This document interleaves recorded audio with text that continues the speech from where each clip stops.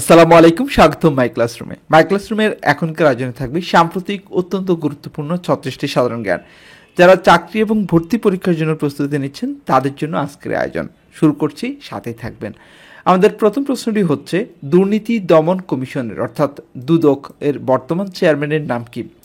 দুদকের বর্তমান চেয়ারম্যান হচ্ছে মোহাম্মদ আব্দুল মোমেন।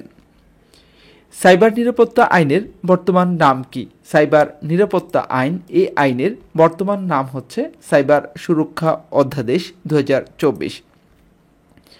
সম্প্রতি ভারতকে দেওয়া সবচেয়ে সুবিধাপ্রাপ্ত দেশের অর্থাৎ MFN মর্যাদা বাতিল করে ইউরোপের কোন দেশ? সুইজারল্যান্ড। ২০২৪ সালে সবচেয়ে বেশি কয়লা ব্যবহার করেছে কোন দেশ? চীন।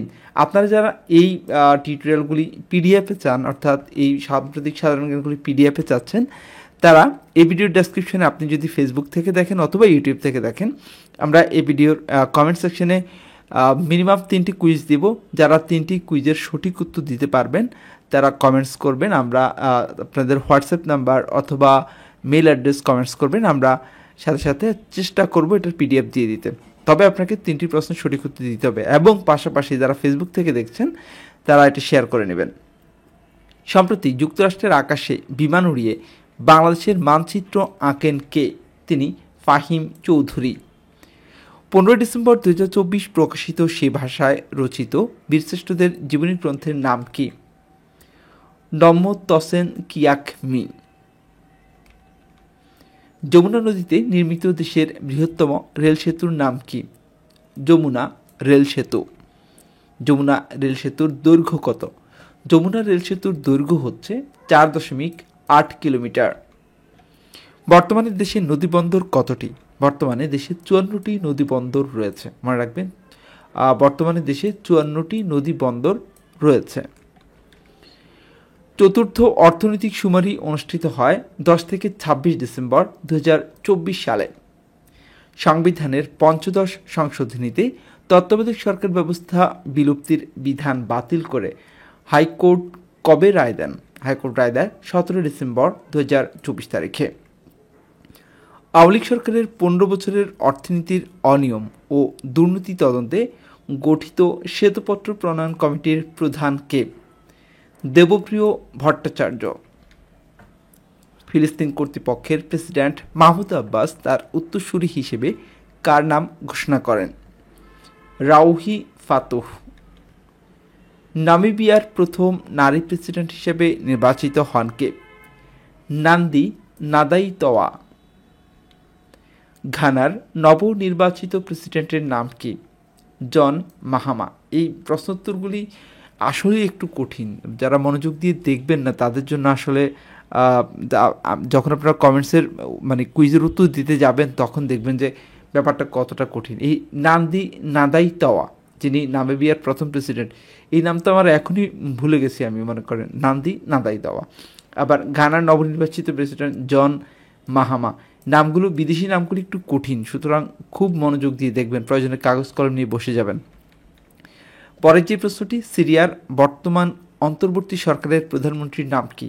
মোহাম্মদ আল বশির।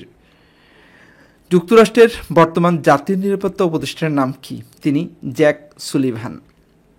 পেশাজীবী হিসেবে যৌনকর্মীদের অধিকার প্রতিষ্ঠা ও তাদের চুক্তির আওতায় আনার ঘটনা প্রথম কোন দেশের? এটি হচ্ছে বেলজিয়ামের। সিরিয়ায় আসাদ সরকার পতনের অভিযানে নেতৃত্ব দেওয়া সশস্ত্র বিদ্রোহী গোষ্ঠীর নাম কি? হায়াত তাহরির আল শাম, সংক্ষেপে HTS। সিরিয়ার ইসলামপন্থী সশস্ত্র বিদ্রোহী গোষ্ঠী হায়াত তাহরির আল শাম এর প্রধানকে? এর প্রধান হচ্ছেন আবু মুহাম্মদ আল জোলানি। দেশের সবচেয়ে বড় নব থিয়েটার কোথায় নির্মাণ করা হচ্ছে? দেশের সবচেয়ে বড় নব থিয়েটার নির্মিত হচ্ছে চর আইচা, বরিশাল। সম্প্রতি আবিষ্কৃত নতুন গ্যালাক্সির নাম কি? এর নাম হচ্ছে ফায়ারফ্লাই স্পার্কল। সূর্যের কাছে গিয়ে ইতিহাস করা নাসার মহাকাশযানের নাম কি? এর নাম পার্কার সোলার প্রোব। পৃথিবীর প্রথম কার্বন নিরপেক্ষ শিশুর নাম কি? আদাবি, ভারত। ভারতের 13তম প্রধানমন্ত্রী মনমোহন সিং মারা যান কবে? তিনি মারা যান 26 ডিসেম্বর 2024 সালে। গেম অব দ্য ইয়ার 2024 পুরস্কার জিতেছে কোন গেম? অ্যাস্ট্রোবট। ভুটানের নেতৃত্বে কার্বন নিঃসরণ কমাতে গিয়ে ফোরামের নাম কি? ভুটানের নেতৃত্বে কার্বন নিঃসরণ কমাতে গঠিত ফোরামের নাম হচ্ছে G0। এশীয় ডেভেলপমেন্ট ব্যাংক এডিবি এর নতুন প্রেসিডেন্টের নাম কি? মাসাতো কান্ডা। কোন পত্রিকা বাংলাদেশকে 2024 সালের বিশ্বসেরা দেশ হিসেবে স্বীকৃতি দেয়? The economist. 2024 সালে বাংলাদেশে মোট কতজন সাংবাদিক নিহত হন? 2024 সালে বাংলাদেশে মোট 5 জন সাংবাদিক নিহত হন। 2রা ডিসেম্বর 2024 প্রকাশিত শ্রমশক্তি জরিপ 2023 অনুসারে দেশে মোট শ্রমশক্তি কত? দেশে মোট শ্রমশক্তি 7,34,50,000 জন। এর মধ্যে পুরুষ হচ্ছে 4,81,20,000 এবং নারী হচ্ছে 2,53,30,000 জন। তাহলে মোট হচ্ছে 7,34,50,000 জন। এটি 2024 সালের 2রা ডিসেম্বর প্রকাশিত শ্রম জরিপ অনুযায়ী।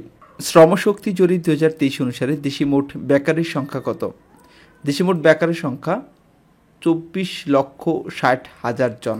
মনে রাখবেন, দেশে মোট বেকার 24,60,000। এর মধ্যে পুরুষ হচ্ছে 60,50,000 এবং নারী হচ্ছে 8,20,000। দাবায় কনিষ্ঠতম বিশ্ব চ্যাম্পিয়নের খেতাব অর্জন করেন কে? ডি গুকেশ, ভারত। 2024 সালের ফিফার বর্ষসেরা নারী খেলোয়াড় নির্বাচিত হন কে? তিনি আইভানা বোনমাতি। এই ছিল এখনকার মতো আয়োজন। যারা শেষ পর্যন্ত আমাদের সাথে ছিলেন সবাইকে অসংখ্য ধন্যবাদ। যদি ফেসবুক থেকে ভিডিওটি দেখেন অবশ্যই শেয়ার করে রেখে দিবেন আর পেজটি ফলো করবেন। মাই ক্লাসরুমের সাথে থাকবেন। ভালো থাকবেন। আল্লাহ হাফেজ।